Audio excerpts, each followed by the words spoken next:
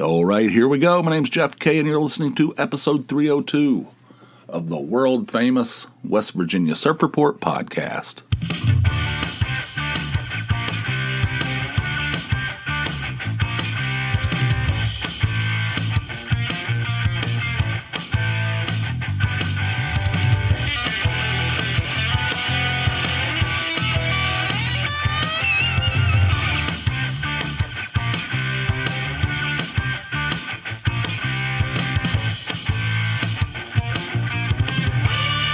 Hello, world. And we're back broadcasting once again from deep underneath a nondescript home in suburban Pennsylvania.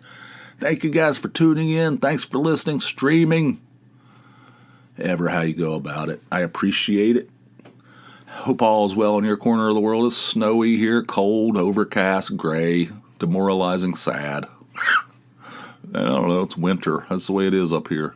It's actually kind of sunny. I don't know why, but it has been overcast. I think yesterday was overcast and gray. You know, the color of nickels, like the sky is the color of a nickel, that kind of thing, something like that, somewhere along those lines. Anyway, it's there's snow everywhere. There's a snowpack building. I don't know if this is going to be the actual base of the snowpack that'll be there deep into April. I don't know. This one might disappear and then another one appear. I don't know, but living up here in the upper right hand corner, the upper pierogi belt, there's somewhere in the early winter there'll be a snowpack that covers the ground, not so much the streets and on the concrete and stuff, but on the ground itself. And it just stays there, and it becomes hard as a rock. When you walk on it, you don't sink. You could, if it's not level, your feet can just fly out from underneath you, and you slide all the way down in the neighbor's yard. That's the situation here. It's just like a solid, just a encasement of snow that'll be there all winter. And that's where it is right now. It's snow everywhere. It sucks. It's not good. That's why we have a hankering to move to South Carolina, where there's still winter. Every once in a while you get a little bit of snow, and you're like, oh, isn't that sweet? Look at that. That's pretty. Let's get out some, maybe some cocoa and enjoy this beautiful sight. And then 2 hours later it's gone, you know. That's perfect. That's what we need. I don't like this months demoralizing, crushing your spirit, you know, and it's no good. It's no good. So anyway, it's that's where we are today.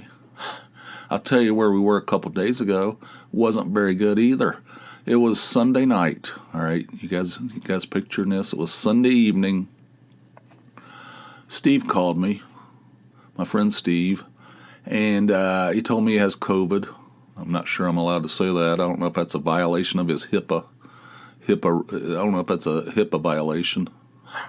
But anyway, he has COVID. And we were talking, we were just, shooting the shit on the phone. And my part of the dinner was I had to make mashed potatoes. And when I make mashed potatoes, it's an ordeal. I make an entire bag of taters or spuds, whatever you prefer.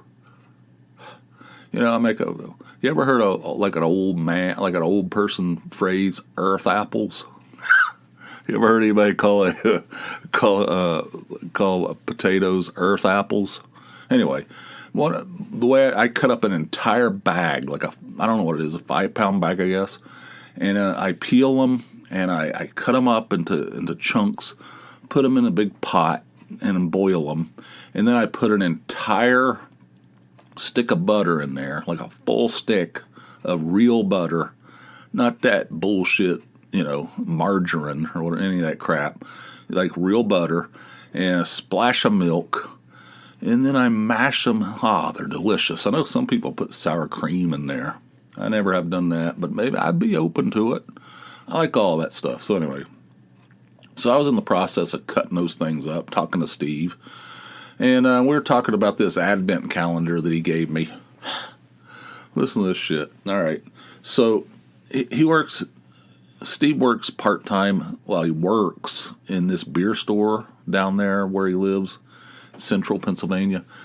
And he doesn't get paid. He doesn't, he's retired, basically. Basically, he helps this guy out, and he goes over there and covers some shifts.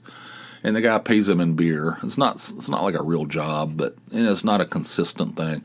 But he works there sometimes. So they have these things that they put together at this beer store where it's like an advent calendar where it's like a countdown to Christmas, So it has 24 beers in it.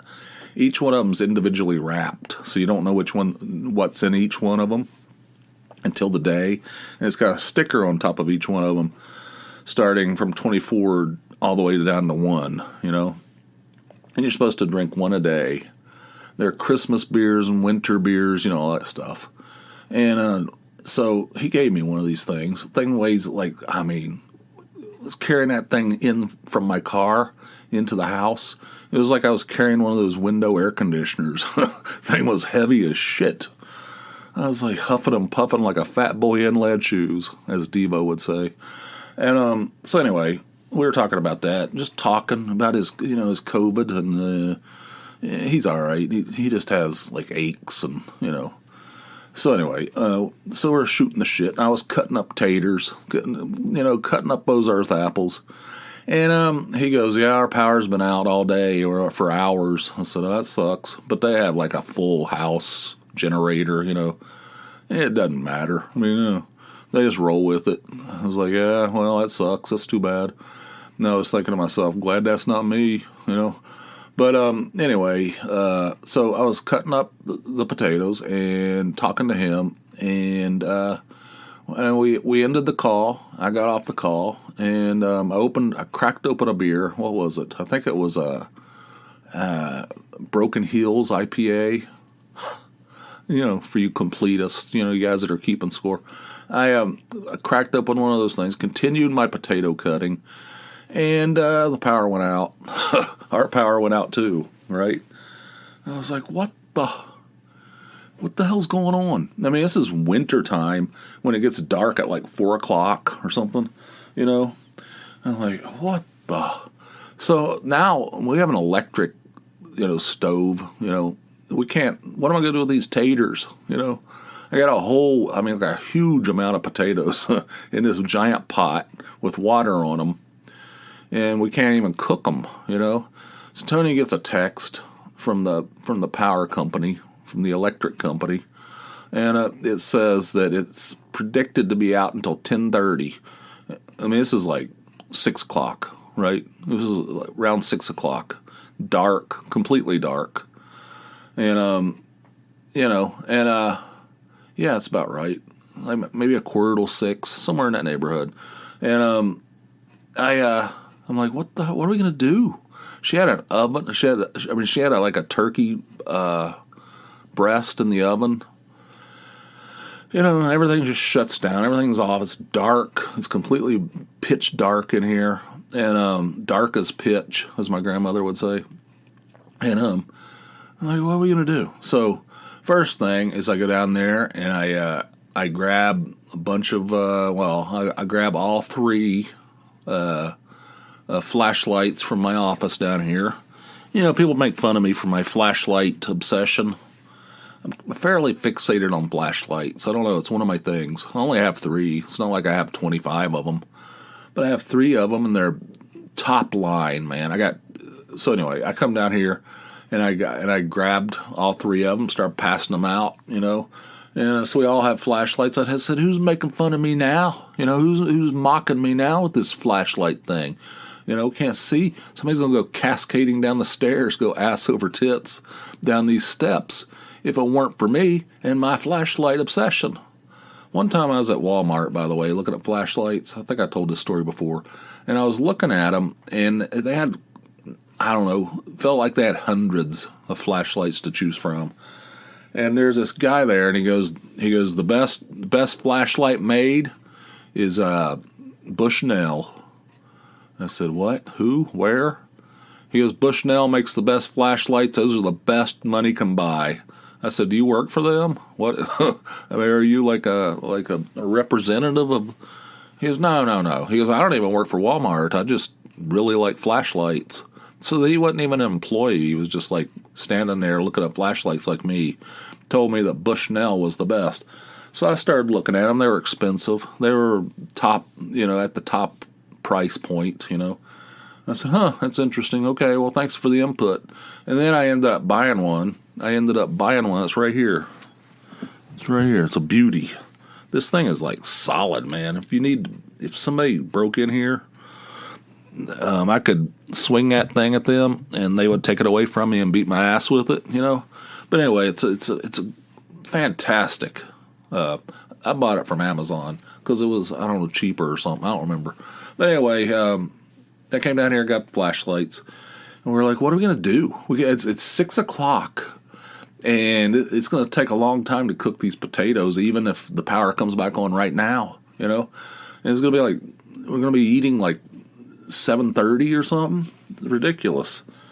I said, why don't we just order? I said, it looks like we could look down at the neighbors, Mama and Papa Half Shirt, what I'm talking about?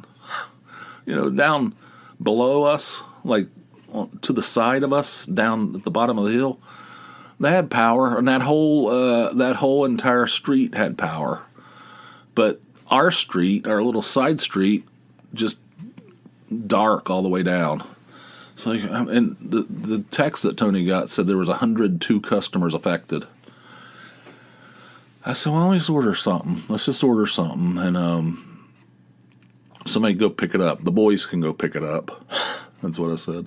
And they're like, oh, because it's snowing. It was Sunday. It was snowing. The roads were covered, and the older boy has like snow tires on his car. I said, why don't you utilize those snow tires and go pick us up some pizzas? Tony's go, why don't we just do something cheap? Just order from Domino's or something. So I ordered 3 medium pizzas and some of that stuffed cheesy bread, which I don't eat, but everybody else loves. So I ordered 3 medium pizzas and some stuffed cheesy bread, paid for it through the app, and the boys were going to go pick it up, right? And so we go out there. I have to move my car. I'm behind them because every time you move a car here, it requires a bunch of shuffling around. Oh my God, it's maddening, So there's 4 adults living here, 4 cars, and a driveway that you can put 2 cars side by side and then 2 cars behind it. So every time somebody needs out, you got to go out there and like juggle the things around. Oh my God, freaking. Anyway, so I had to go out there and do that. Snow everywhere. I had to like clean my car off. It's irritating, And so anyway, so I started pulling. I went out there, and a big old like truck pulls up from the power company and parks right behind our driveway, so we can't get out. This guy gets he's by himself, and he gets inside this cherry picker and starts raising up and checking the top of the telephone pole right outside our house.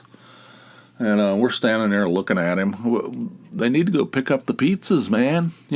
Carol, according to the tracker, the Domino's tracker, Carol had already put them in the oven. And we can keep Carol waiting. I mean, she runs a tight ship over there.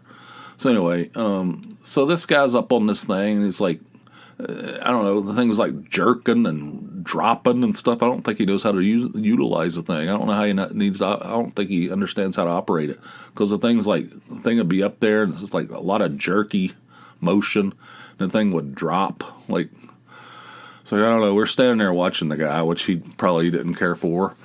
But he goes, "Do you guys need out or something?" I said, "Yeah, unfortunately, we need out." He goes, "All right, don't worry about it." I said, "Sorry about that. I know you're busy." He goes, "I don't know what the hell's going on." He goes, "I don't know." This is a direct quote. I don't generally use this kind of profane language here on this wholesome podcast. He was like, "I don't know what the fuck's going on." And I was like, "Well, that's pretty that's pretty comforting." He goes, "I'll get it figured out, but I don't know. None of it makes any sense. None of it adds up." Guy's getting all fired up. So he lowers himself down, climbs out of that bucket, gets in the truck and moves it, and the boys go pick up the pizza, right? So, I said, any idea? He goes, I don't know. I seriously don't know. He goes, I got to check all these poles all up and down this street. It's going to take a while. Don't expect it on in the next few minutes. And I said, okay, God. I don't know. I mean, I wasn't giving him shit about it. I was just asking questions. All right. So then they bring the pizzas back. We sit in there and eat pizza, and they devoured that cheesy bread like it was like the Russians are in Pittsburgh. Got a lot of old time phrases. They're eating that cheesy bread like the Russians were in Pittsburgh, and by flashlight. We got the flashlights. So there's like a lot of weird shadows and weird, it's like some kind of art film in there. We're eating that stuff, and then and it's like, what the? It's like getting colder and colder. The house is getting cold, and everything's just pitch dark. By the way, my phone. I'm like, as soon as the power went off, because I was talking to Steve, and I didn't charge it all day. My phone said something like 4% charge. I'm like, oh man, we don't have any Wi-Fi, so the Wi-Fi's off. So it's not like you're going to be able to connect to the internet. And the only thing is I have a phone, obviously, and a tablet that connects to the Verizon network. That thing was down to like 3% too. So my two connections to the outside world were on the verge of dying. My phone eventually died, right? It completely shut down. And then the tablet died too. And then we're just like, what are we doing? Like, how long is this going to go? 10:30? We didn't know. We don't have no idea. So finally, I said, I'm going to go out. I said, I'll tell you what I'm going to do. I said, I'm going to go out and sit in my car and charge my phone, try to get it up to like 20% at least, and, listen to some music and drink a beer, right? So that's what I did. I went out in my car. I put on the seat warmer. Oh, man. And I was listening to some compilation of this old late 70s punk stuff. And my phone was charging, and I was drinking a Founders Centennial IPA. So I was out there for a while, and I was afraid I was going to end up like Weird Al's parents, like die of that carbon monoxide poisoning. I had these concerns. Remember that show called Buck Wild? Do you remember that? It was on MTV. It was like a Jersey Shore type thing where all these like wild hillbillies in Sissonville, West Virginia, which is near where I grew up. It was called Buck Wild, and one of the main guys on that thing died doing that. He was like parked in a truck, and the truck was like backed into like a snowbank or something, and so the exhaust pipe was blocked. He was parked with the motor running, and he died. They just found like his cadaver sitting behind the wheel. Anyway, that's what I was thinking. I'm going to end up like that guy on Buck Wild, where they're talking about, we're going to go to the big city, Yeah. It's like, what the? They're talking about Morgantown. They're going to go to Morgantown, the big city. They live right beside Charleston. Sissonville is like literally where Sissonville ends, Charleston begins. It's like Dunbar. It's one of the suburbs of Charleston. Charleston is a much bigger city than Morgantown, and they live right beside it. And they're so they got these producers saying all this stuff. Tomorrow we're going to go to the big city. I'm like, what the? Is this like a cartoon or something? Anyway, Buck Wild. Anyway, I was afraid I was going to end up like that guy from Buck Wild or Weird Al's parents. So I didn't stay out there very long. But I got my phone up to 20. It's a fast charge. And I went back inside, and the boys had gone to bed. Tony said, they said, the hell with it. We're going to bed early. It's like 8 o'clock or something. Went to bed. And I said, what the shit? I said, this sucks, man. It's like, I don't know, it felt like society was breaking down. I had no connection. I had a phone now that I had to use sparingly. I mean, I could power through that 20% real fast. I had no connection to the outside world. You know, society was breaking down. We had, none of our machines were working. We had no machines. Do you know how terrible that is? Tony was like, she goes, I guess we might be able to watch something on one of your tablets. I said, no, we can't, because the tablet that I have that's connected to the Verizon is deader than Kelsey's nuts. I can't, She goes, all right. So the other one just uses Wi-Fi, right? I said, yep, just like yours. She goes, oh, yeah. So I don't know. I go, we were going to watch something on, like, we thought we might be able to watch something on a tablet, like a TV show or something. Nope. We're just sitting in there with the flashlights on, sipping craft beer. So anyway, so that sucked. And then she eventually went to bed. She said, hell with this. I'm going to bed too. She goes, what are you going to do? I said, I guess I'll just sit here and wait for the lights to come back on, I said, I'm not going to bed at 8:30, what is this, Little House on the Prairie? It felt like it.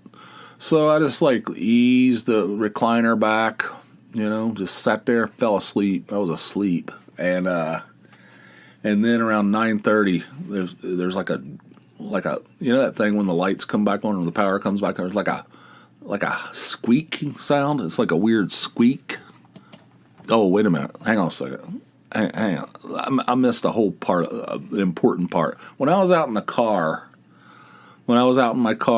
charging that thing, the neighbor, not Mama or Papa half shirt, the other neighbor, the one that hasn't lived here very long.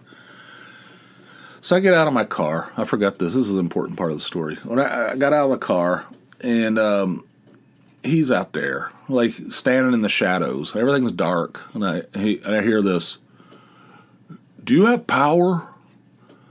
And I'm like, what the? I look over there, there's a guy standing there in silhouette, like something out of Friday the 13th, and I realize it's the neighbor next door. And I said, no. I gesture towards my house, which is completely black, There's no light. I said, no, we don't have any power.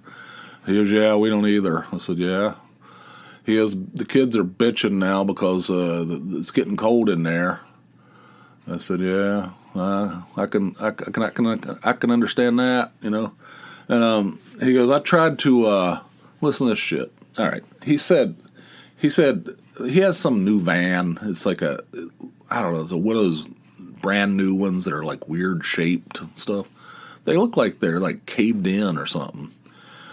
You ever notice that? The body types of these new cars and vans and stuff, they look like they've been involved in a wreck or something, and they're brand new and they're perfect.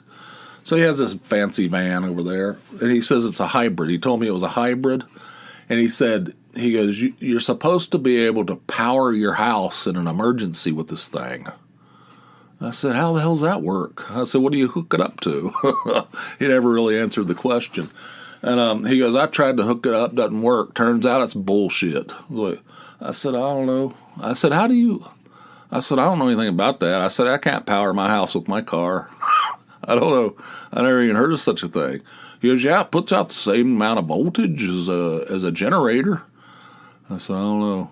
But he said it didn't work. He said his kids were bitching, and he said that his wife, he said, I can't sit still. I can't just sit in a chair.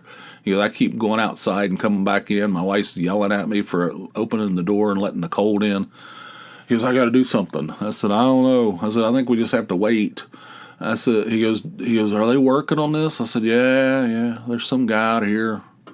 Said he didn't know what the hell's going on. And, but they were up and down the hill, up and down our street and stuff. He goes, I don't know, I'm very disappointed, and I can't power my house with my car. I'm like, what the hell's this? I have never heard of this before in my life. And he goes, I said, what do you hook it up to? How does it work? No answer. No usable answer. So anyway, I went inside and I told Tony, I said, I don't know, the guy's next door is trying to turn his heat on with his car or something. She goes, what the? So anyway, so I was eased back in the recliner, right? And 9:30. There's like that squeaking sound when the power comes back on. I don't know what that is. I don't know. It's probably some appliance cranking up or something. And it woke me up. And the power came back on 9:30, hour early. But it was out for a long time, like 3.5 hours at least, maybe a little bit closer to 4. And it was cold in there. It was freaking cold in there. And everything was shut down. Everything, all the clocks are all messed up. And there's potatoes sitting in water on the stove. It's like 9:30 at night. Everybody's in bed. I'm like, I don't know. I went downstairs. I looked on the internet. How long can you keep potatoes in water, like peeled potatoes in water? It said basically days, I said, all right, well, so the next morning I just got up and cooked them. I made mashed potatoes like in the morning, and then Tony put them in a big old container or something. I don't know. Somebody will eat them, hopefully. But anyway, that was quite that I don't know what the word is, but it sucked. That was our Sunday evening. We were going to watch the final 3 or 4 episodes of Dead to Me on Netflix, I think. You watch that show, Christina Applegate, and that girl from Freaks and Geeks. It's pretty good. We're almost to the end. I think we have 3 episodes left. We couldn't do jack. We're sitting in there in the dark with my flashlights, my Bushnell, and my other 2 that are tack lights. Those things are fantastic. Everybody should have a tack light. They're cheap. They don't cost very much, and they come in so handy. I use them all the time. There's you always need a flashlight. I gave my dad a 2-pack. When we went down there to see them in Florida in the spring, I bought him a 2-pack. They always come 2 to a pack, right? These tack lights, these little small flashlights, like American pickers use. When they're crawling around some barn and there's like raccoon shit sticking to their cheek, you know what I'm saying? And they're shining their flashlight. That's what they use. Those little hand, those little small flashlights. So those things are like powerful as shit, and they're really good, and they're not super expensive. And so I bought my dad 2 of them, and I gave them to him. I gave them to him when I was down there in Florida. He can't stop talking about it. He said, that's the best. Those things are the best flashlights I've ever had in my life. I said, they are. They're fantastic. He goes, I use them all the time. I know. We're like going on about these flashlights. He goes, I left one down in Florida, and I brought the other one home to West Virginia. I got one in each house. It's perfect. Those are the best flashlights. I said, they are the best flashlights. Anyway, that's what we did. That's what we did. Sat around Sunday evening with flashlights, freezing cold, drinking some of the craft beer from the downstairs fridge, and sucked. And the guy next door is trying to hook his van up to his house to the power. I don't know how that works. I really don't. But he was trying to fire it up. He was real disappointed. Said it was, quote, bullshit. So anyway, that was a beautiful, wonderful Sunday night. The Advent calendar with the beers, I don't really like. You know what I don't like? The winter beers. Whenever we just went to that Shangy's place, there's this drug emporium. There's this beer emporium down in Allentown called Shangy's. This place is like a palace built in tribute to beer. It says, there's like a big neon sign hanging over when you walk in, it says, welcome to beer heaven, It's unbelievable. I've never seen anything like this in my life. So we were down there. We went to Costco over the weekend. And we whenever we go down to Allentown, we have to, go over to Shangy's. So we went in there, and almost all of the beer on the floor, which is the main floor, is winter beer or Christmas beer, which is the same stuff that's in this Advent calendar thing. And I don't really like that stuff. I mean, it's like spiced up, like Christmassy stuff, like nutmeg and shit like that. I don't like that. And a lot of it's dark beers, like winter warmers and shit like that, like stouts and porters. That's not real. I mean, I drink it. I'll drink all 24 of those beers that are in that thing. I don't have any problem drinking it. It's just that's not what I would choose, you know. So we were down there. I was kind of disappointed because they just like they have all this like craft beer from all these bizarre, obscure, unknown breweries, you know, and all that stuff was gone. They had it all. They just a bunch of Christmas stuff, like, you know, winter stuff. So I was disappointed in that, but that's what's in that Advent thing. I didn't have any last night, but ever since he gave it to me, I'm trying to get caught up on it because he gave it to me after the thing had already started. You know what I mean?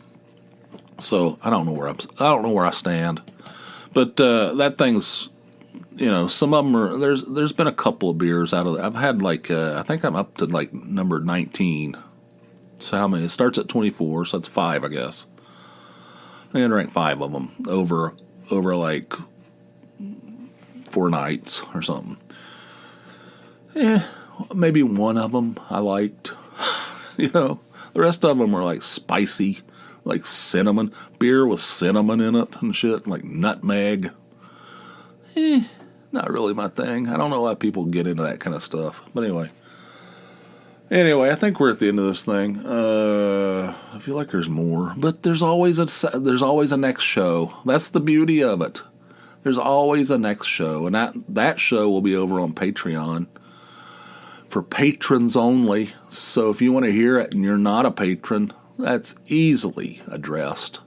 Just head on over to patreon.com. It's Patreon, patreon.com/JeffK.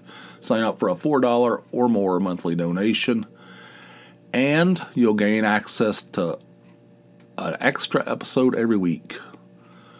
Instead of a measly 1 episode a week, you'll get 2.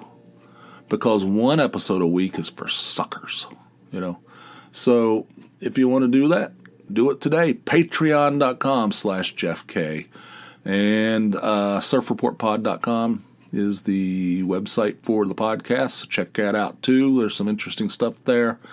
And I don't know what else. I updated finally that $5 scratch-off project. I actually won $25 this weekend from that bullshit, you know. And, still way underwater. I mean, even with $25 winner, I'm in such a deep hole, you know. That's not going to do anything. But at least I won $25. I don't usually win anything. If I do win anything, it's $5. Like I pay 10, win 5. That's not satisfactory. That doesn't make me happy at all. But so anyway. But I did update that page. It had fallen into disrepair.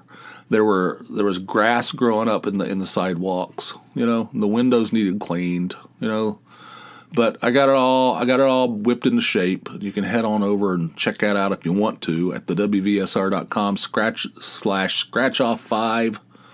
I linked to it as well, so check that out too. 47 weeks into that bullshit. And after that's over, no more. That experiment has told me all I need to know. That and the $10 scratch-off project before it, that's 104 weeks of nothing but heartache. I don't need more heartache in my life. Those scratch-offs are for suckers. Just like the Patreon, whatever I said. I don't remember. Anyway, we're at the end of this thing. Oh, before I go, I do want to mention my good friend Metin, who we used to run a website together called Mockable, and he used to write over at the Surf Report website. He's a friend of mine. He published his first novel called Smelling Melville. I'll link to that as well. It's available on Kindle. I downloaded it, started reading it last night, so I'll link to it in the show notes. It's called Smelling Melville.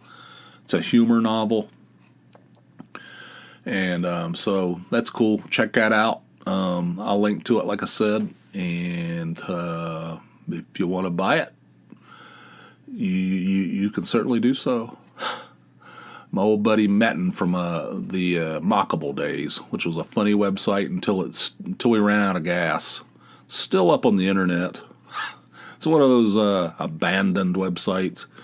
They're strewn all over the internet. But anyway, we're at the end of this thing. Thank you guys for listening, and I appreciate it. The next one will be over on Patreon, like I said. And until then, you guys have yourselves a fine, fine day. I'll see you. Bye.